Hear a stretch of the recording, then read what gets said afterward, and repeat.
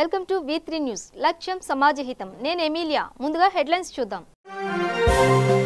కోల్కతా చిత్రపుర ప్రాంతంలో 1000 కిలోల పేలుడు పదార్థాల పట్టివేత. పోలీసులు స్వాధీనం చేసుకున్న వాహనంలో 27 బస్తాల్లో పొటాషియం నైట్రేట్. దేశ భద్రత విషయంలో ఈ కాపలాదారుడు నిద్రపోడని ప్రధాని నరేంద్ర మోదీ పునరుద్ఘాటన. నన్ను కాపాడడానికి 130 కోట్ల మంది భారతీయులు ఉన్నారని ధీమా వ్యక్తం చేసిన ప్రధాని. నిండు జీవితానికి 2 చుక్కలు. దేశవ్యాప్తంగా విజయవంతంగా నిర్వహించిన పోలియో చుక్కల కార్యక్రమం.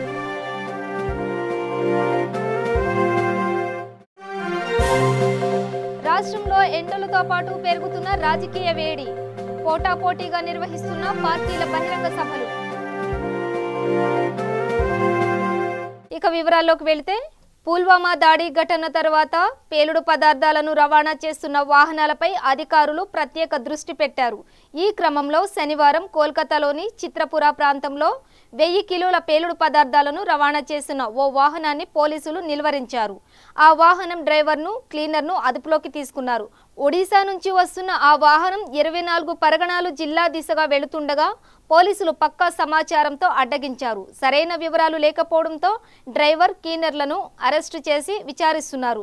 కాగా పోలీసులు స్వాధీనం చేసుకున్న ఆ వాహనంలో 27 బస్తాల్లో పొటాషియం నైట్రేట్ ఉన్నట్లు గుర్తించారు.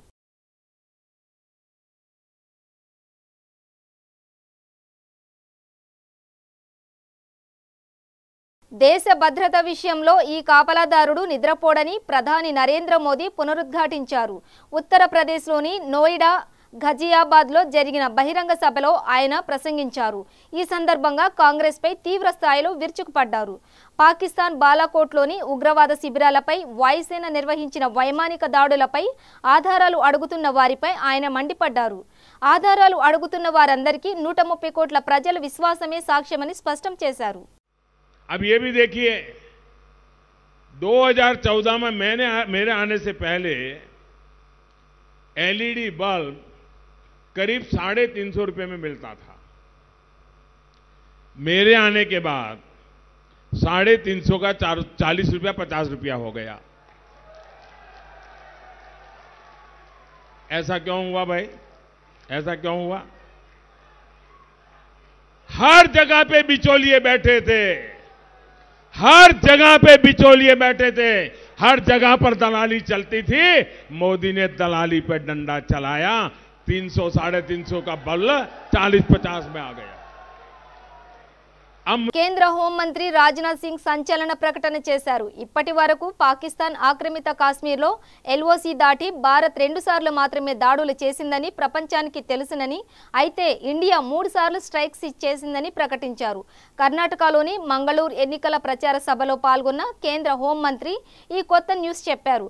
2016లో యూరిలో ఉగ్రదాడి జరిపిన తర్వాత భారత్ సర్జికల్ స్ట్రైక్ చేసింది. ఆ తర్వాత 2019 ఫిబ్రవరిలో జమ్మూ కాశ్మీర్లోని పుల్వామాలో CRPF కాన్వాయ్ మీద ఆత్మాహుతి దాడి జరిగిన తర్వాత ఉగ్రవాదుల మీద ఎయిర్ స్ట్రైక్ చేసింది. 2 సార్లు దాడులు చేసిందని అందరూ భావిస్తున్నారు. గత 5 ఏళ్లలో భారత సైన్యం 3 సార్లు సరిహద్దులు దాటి దాడులు చేసింది. అయితే 2 సార్లు ఎక్కడో నేను మీకు చెబుతా, మూడోది మాత్రం చెప్పను అని రాజ్నాథ్ సింగ్ ప్రకటించారు.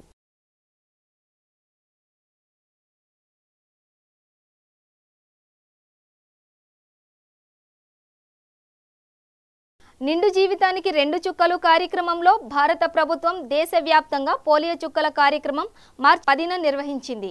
ఈ కార్యక్రమంలో 0 నుంచి 5 వయసు గల చిన్నారులకు వైద్య ఆరోగ్య శాఖ ఆధ్వర్యంలో పోలియో చుక్కల కార్యక్రమం పూర్తి చేశారు. కుగ్రామం నుంచి దేశ రాజధాని వరకు ప్రతి చోట విజయవంతంగా పూర్తి చేసింది.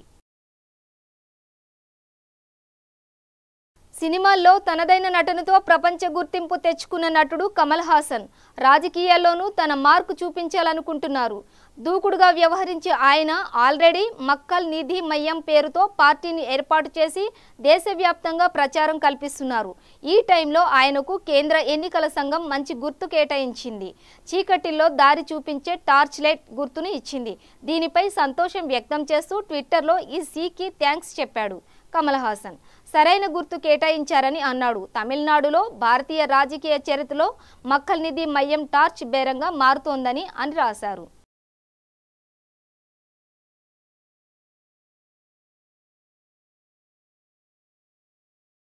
గ్యాంగ్స్టర్ నయీం చనిపోయినా అతని అనుచరులు బ్రతికే ఉన్నారు. ఆ ప్రభావం ఇంకా ఉంది అని సిపిఐ జాతీయ కార్యదర్శి నారాయణ తెలిపారు. నయీంకు సహకరించినందుకు చిన్న అధికారులను సస్పెండ్ చేయడం కాదు, నయీంకు గతంలో సహకరించి వేల కోట్ల రూపాయలు అక్రమ సంపాదన సంపాదించిన వారిపైన చర్యలు తీసుకోవాలి. వీరిలో రాజకీయ నాయకులు, పోలీసులు, ఉన్నతాధికారులు ఉన్నారు. వారిని గుర్తించి చర్యలు తీసుకోవాలి అని సిపిఐ నారాయణ డిమాండ్ చేశారు. ఈ విషయంపై కోర్టును కూడా ఆశ్రయించామని ఆయన తెలిపారు.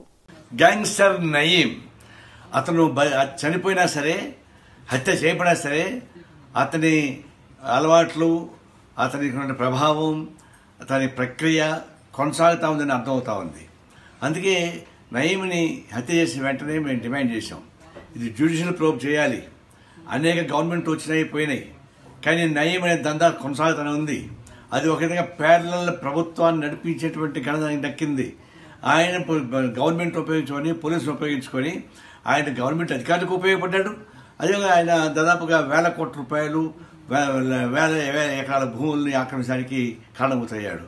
కాబట్టి ఇవన్నీ జ్యుడిషియల్ విచారణ సాగించడం ద్వారా ఏ స్థాయి అధికారులు వీరికి సహాయపడ్డారో, ఎంతంత భూములను ఆక్రమించాడో, ఎంత డబ్బులు సంపాదించాడో, ఎంతమందిని చంపాడో, ఎంతమంది హరాస్ చేశాడో, ఇవన్నీ బయట రావాలని చెప్పి అన్నాం. ఇవన్నీ బయట రాకుండా పోతే నయీం చనిపోయిన అనేక నయీంలు మళ్ళీ పుడతానే ఉంటారు. ఇంకా నయీం చాలా కొనసాగుతూనే ఉన్నాయి. ఇప్పుడు పోలీస్ ఆఫీసర్లు ఇద్దరిని యాక్షన్ తీసుకున్నారు. మేము చెప్పేది ఏంటంటే, మీరు choose and select and hit, మీరు సెలెక్ట్ చేసుకొని మీకు అనుకూలంగా ఉన్న వాళ్ళని కాపాడుకుంటూ, మీకు అనుకూలంగా లేని వాళ్ళని తప్పనిసరి పరిస్థితుల్లో చిన్న చిత్తక అధికారులపైన యాక్షన్ తీసుకున్నారు తప్ప మీరు పొలిటికల్ లీడర్స్ మీద యాక్షన్ తీసుకోవడం లేదు. రాజకీయ నాయకులు ప్రముఖుల దానిలో ఉన్నారు, ఐఏఎస్ ఐపీఎస్ ప్రముఖుల దానిలో ఉన్నారు. వాళ్ళంతా వదిలిపెట్టి చిన్న చిత్తక మీద యాక్షన్ తీసుకోవడం అనేది ఇది కరెక్ట్ కాదు. ఇప్పటికైనా మేము ఇప్పటికే సుప్రీం హైకోర్టులో కేసు వేసాం. దీన్ని నల్గొండ జిల్లా డెండి మండలం కుందేలుబాయి తండా గ్రామంలో పంచాయతీలో ఈరోజు జరిగిన పల్స్ పోలియో కార్యక్రమంలో భాగంగా సర్పంచ్ చాందీ మరియు ఉప సర్పంచ్ తిరుపతి పాల్గొన్నారు. ఉప సర్పంచ్ తిరుపతి మాట్లాడుతూ కుందేలుబాయి తండా, శ్యాంబాయి తండా, దేవునిగిడి తండాలో 45 మంది చిన్నారులకు పోలియో చుక్కలు వేశారు. పోలియో రహిత దేశంగా భారతదేశాన్ని తీర్చిదిద్దాలని అన్నారు. ఈ కార్యక్రమంలో అంగన్వాడీ టీచర్ భాగ్య, ఏఎన్ఎం శ్రీదేవి, లలిత, ఏఎన్ఎం నర్స్ పద్మ మరియు గ్రామ పెద్దలు పాల్గొన్నారు. కుందేలుబాయి తండా గ్రామ పంచాయతీ పరిధిలో 2 అంగన్వాడీ కేంద్రాలు ఉన్నాయి. ఈ 2 అంగన్వాడీ కేంద్రాల్లో 3 తండాల నుంచి 45 మంది పిల్లల దాకా అంగన్వాడీ కేంద్రాలకు వస్తున్నారు.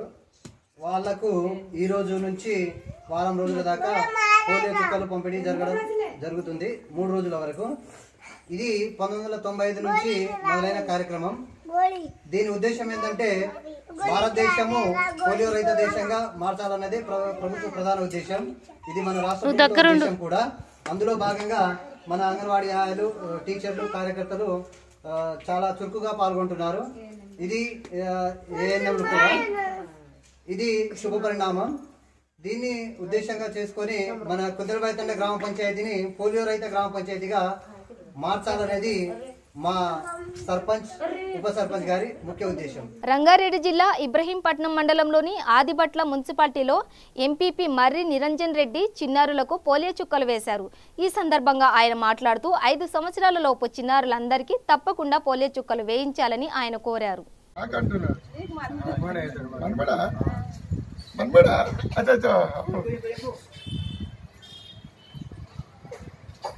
మేడ్చల్ జిల్లా కుత్బుల్లాపూర్ నియోజకవర్గంలోని 129వ డివిజన్ వెంకట్రామ్ నగర్లో భూదేవి శ్రీదేవి సమేత శ్రీ వెంకటేశ్వర స్వామి ఆలయ 11వ వార్షికోత్సవ సందర్భంగా ఆలయ కమిటీ ఆధ్వర్యంలో కళ్యాణోత్సవం ఘనంగా నిర్వహించారు.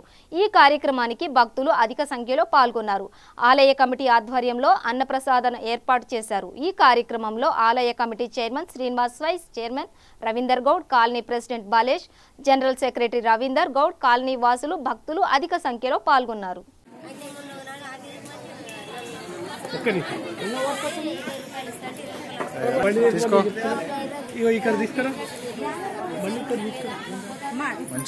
చాలా మంచి ప్రోగ్రామ్.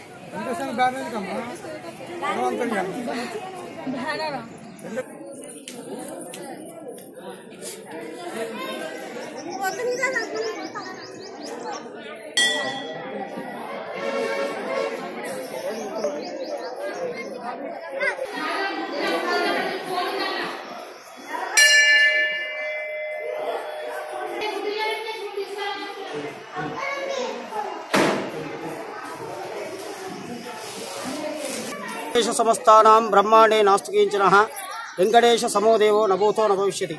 వెంకట్రామ్ నగర్ సూరారంలో వెలిసినటువంటి లక్ష్మీ వెంకటేశ్వర స్వామి దేవస్థానం నందు ఈరోజు 11వ తిరుకల్యాణ వార్షికోత్సవ కళ్యాణ మహోత్సవము అత్యంత కన్నుల పండుగగా నిర్వహించబడింది. కార్యక్రమంలో భాగంగా ఈరోజు ఉదయం విశ్వక్షేణ పూజ మరియు గణపతి పూజ, గౌరీ పూజ, పుణ్యవాచనము, స్వస్తివాచకము అన్నీ కూడా నిర్వహించబడినాయి. ఆ తర్వాత లక్ష్మీ వెంకటేశ్వర స్వామి వారిని ఊరేగింపుగా తీసుకొచ్చి కళ్యాణ మహోత్సవము నిర్వహించడం జరిగింది. ఆ తర్వాత భక్తులందరూ కూడా అధిక సంఖ్యలో విచ్చేసి వెంకట్రామ్ నగర్ కాలనీలో ఉన్నటువంటి లక్ష్మీ వెంకటేశ్వర స్వామి ఆలయంలో అందరూ కూడా దర్శించుకొని అన్నదాన కార్యక్రమంలో పాల్గొని ఆ యొక్క వెంకటేశ్వర స్వామి యొక్క అనుగ్రహం పొందగలరని కోరుచున్నాము. ఇట్లు ఆలయ అభివృద్ధి కమిటీ వెంకట్రామ్ నగర్ కాలనీ. వెంకట్రామ్ నగర్ కాలనీలో గత 11 సంవత్సరాలుగా ప్రతి సంవత్సరం నిర్వహిస్తున్నాం. బులెటిన్లో షార్ట్ బ్రేక్. శ్రీ గాయత్రీదేవి జ్యోతిషాలయం దిల్సుఖ్ నగర్. శ్రీ పండిట్ సాయిరాం శాస్త్రి గారు గత 30 సంవత్సరాలుగా దిల్సుఖ్ నగర్ లో స్థిరంగా ఉంటున్నారు. మీరు చేస్తున్న ప్రయత్నాలు విఫలమగుట, కార్యక్రమాలయందు ఆలస్యం, అనుకోని చిక్కులు, వివాహ ప్రయత్నం ముందుకు సాగక వివాహ ఆలస్యం, ఉద్యోగం, ఆరోగ్యం, దాంపత్యం, సంతానయోగం, విదేశీయానం, భూ వివాదములు మరియు వ్యాపారాదులలో సమస్యలకు జ్యోతిష్యపరమైన పరిష్కారమునకై పుట్టిన తేదీ, బొటనవేలి ముద్ర, హస్తరేఖలు, జాతకం చూసి వివరముగా జ్యోతిష్యం చెప్పగలరు. మీరెక్కడెక్కడో జ్యోతిష్యం అడిగి నిరాశ చెంది ఉండవచ్చు.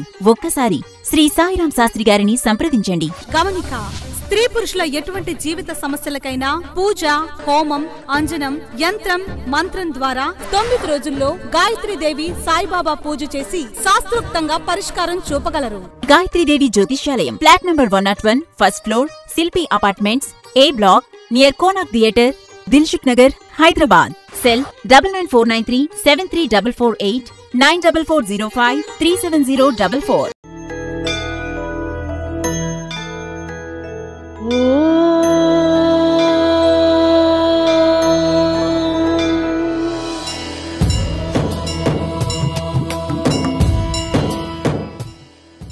గుడి గంటలు ప్రతిరోజు ఉదయం 6 గంటలకు.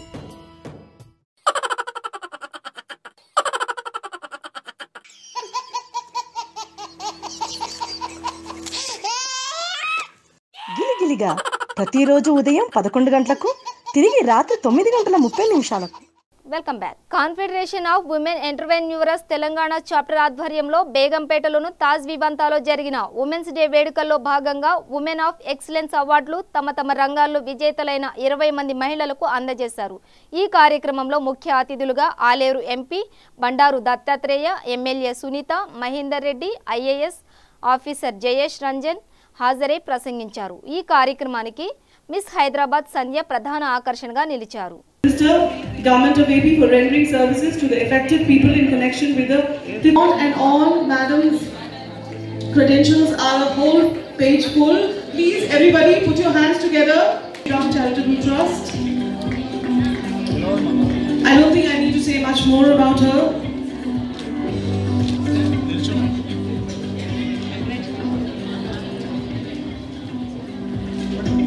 Madam.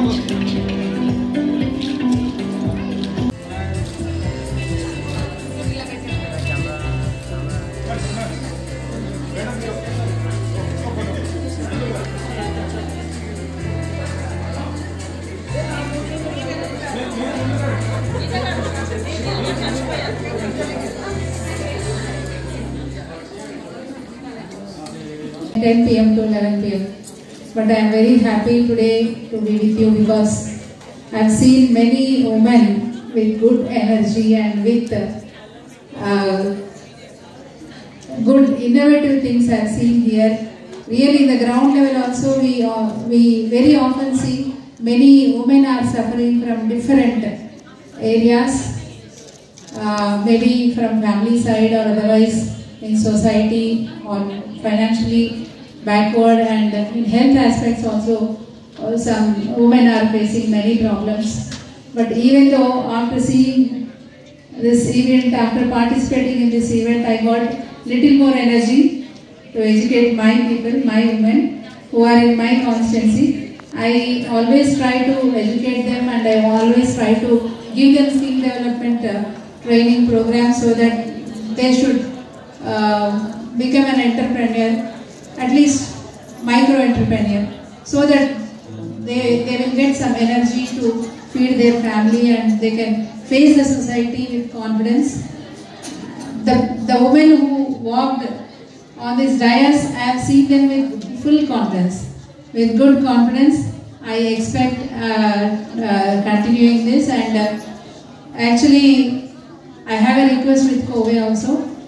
Lalita garu na request andi, ఇంత గొప్ప కార్యక్రమం చేస్తున్నారు, బట్ ఇక్కడ ఉన్న వాళ్ళంతా కూడా బాగా ఎడ్యుకేటెడ్ అండ్ మంచి ఎంటర్ప్రెన్యూర్స్, సక్సెస్ఫుల్ ఎంటర్ప్రెన్యూర్స్ చూశాను. బట్ నేనేమంటున్నానంటే కాన్ఫిడెన్స్ లేకుండా ఇంకా కూడా కొందరు ఎంటర్ప్రెన్యూర్స్ ఉన్నారు, కాన్ఫిడెన్స్ లేదు వాళ్ళకి, వాళ్ళలో ఉన్న నైపుణ్యాన్ని బయటికి చూపించేంత కాన్ఫిడెన్స్ లేదు, but they have talent. What I request you is, whenever you conduct programs, kindly invite those small entrepreneurs also, so that at least they'll get some confidence to get into the society.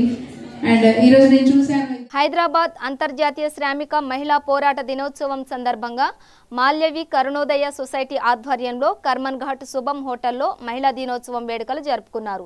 సంస్థ నిర్వాహకురాలు కృష్ణమ్మ మాట్లాడుతూ, మాల్యవి సంస్థ ఏర్పాటు చేసి 2 సంవత్సరాలు అయిందని, మా సంస్థ ద్వారా పేదరికంలో ఉన్న మహిళలను గుర్తించి వారికి ఆర్థిక సహకారం మరియు జీవనోపాధి కల్పించి సమాజంలో మహిళలు ఆత్మగౌరవంతో జీవించే విధంగా చేయూతనిస్తూ ముందుకెళ్లడం మా సంస్థ లక్ష్యం. అదేవిధంగా డోనర్స్ కూడా ఆర్థిక సహాయం అందిస్తే మరిన్ని ఇలాంటి కార్యక్రమాలు జరుపుతామని ఆమె తెలిపారు.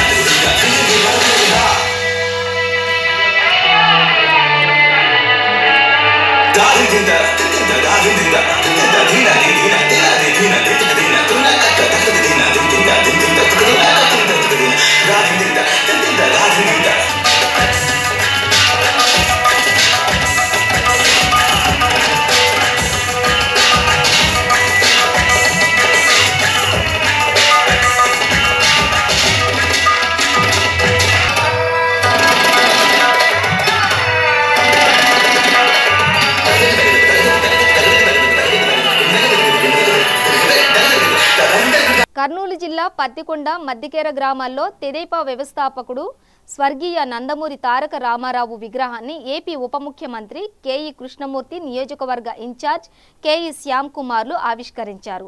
వేలాదిగా తరలివచ్చిన తెదేపా నాయకులు, కార్యకర్తలు, ఎన్టీఆర్ అభిమానులు ఈ కార్యక్రమంలో పాల్గొన్నారు.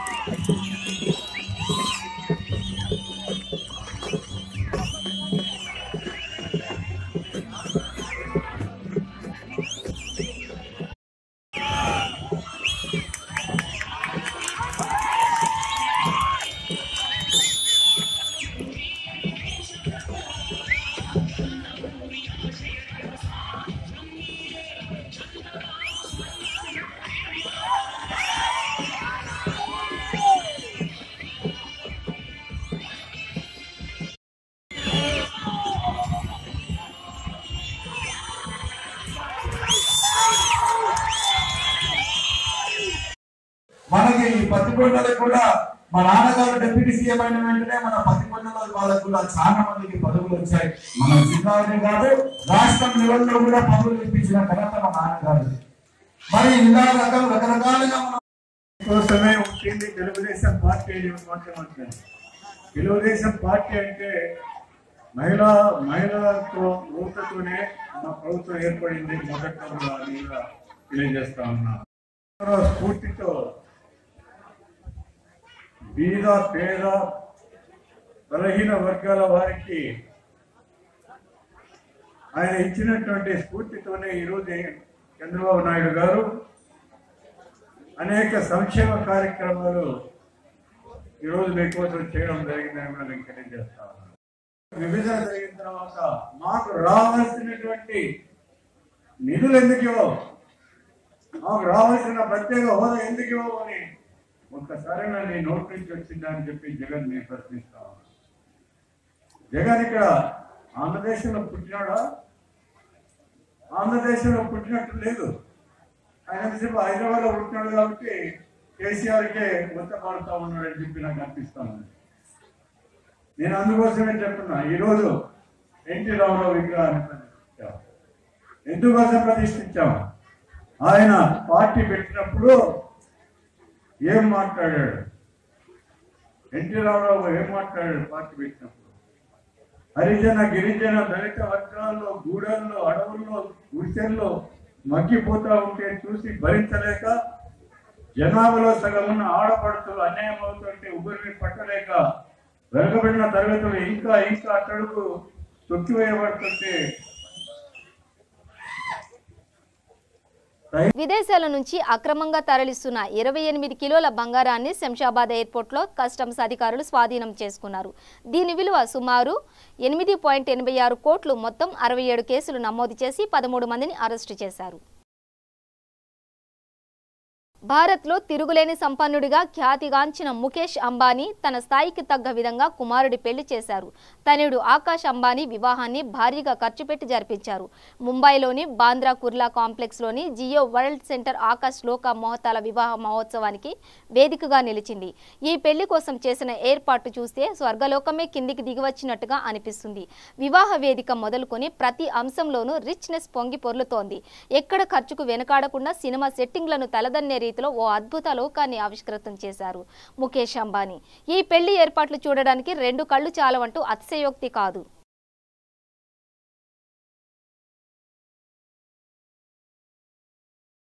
ఈ మధ్య ఓ కార్యక్రమానికి హాజరైన రకుల్ మీడియా నుంచి ఊహించని ప్రశ్న ఎదురైంది.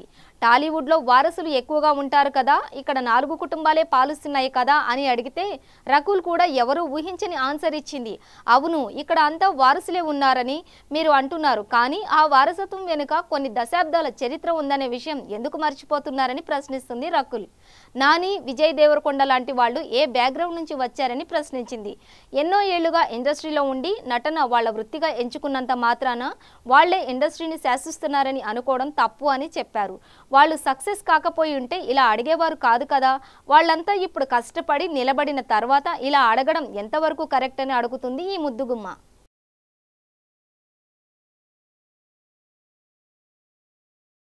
బులెటిన్ ముగించే ముందు హెడ్లైన్స్ మరోసారి. కోల్కతా చిత్రపుర ప్రాంతంలో 1000 కిలోల పేలుడు పదార్థాల పట్టివేత. పోలీసులు స్వాధీనం చేసుకున్న వాహనంలో 27 బస్తాల్లో పొటాషియం నైట్రేట్. దేశ భద్రత విషయంలో ఈ కాపలాదారుడు నిద్రపోడని ప్రధాని నరేంద్ర మోదీ పునరుద్ఘాటన. నన్ను కాపాడడానికి 130 కోట్ల మంది భారతీయులు ఉన్నారని ధీమా వ్యక్తం చేసిన ప్రధాని. నిండు జీవితానికి 2 చుక్కలు. దేశవ్యాప్తంగా విజయవంతంగా నిర్వహించిన పోలియో చుక్కల కార్యక్రమం.